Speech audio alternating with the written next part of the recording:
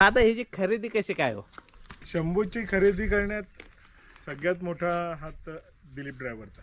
निव्वळ दिलीप ड्रायव्हरमुळे शंभू आम्ही विकत घेतला. सांगोल्याच्या बाजारात गेलो होतो. सांगोल्याच्या बाजारात वासरं आली होती तर आम्हाला काय ती पास झाली नाही. दिलीप ड्रायव्हर सहज म्हणाला की शेट एक हाय इकडेच वासरू आहे, थोडाच लांब आहे असं मला म्हणाल. त्याचं ते थोडाच लांब खूप लांब होतं.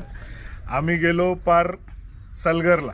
सलगरमध्ये पण सलगरपासनं जानरवाडी तिकडे कळपात होता. रात्रीचे माझ्या मते 10 वाजले होते ना, 10 वाजलेले. तेव्हा जाऊन तो सौदा केला आम्ही. तर तेव्हा त्या मालकाने, दिलीप ड्रायव्हर हा स्वतः गेला होता वासरू असताना, हा शंभू 50,000 किंमत सांगितलेली, 42,000ला दिलीप ड्रायव्हर स्वतः मागून आला होता, त्याला दिला नव्हता. आमचे नशीब होते, आम्ही गेलो.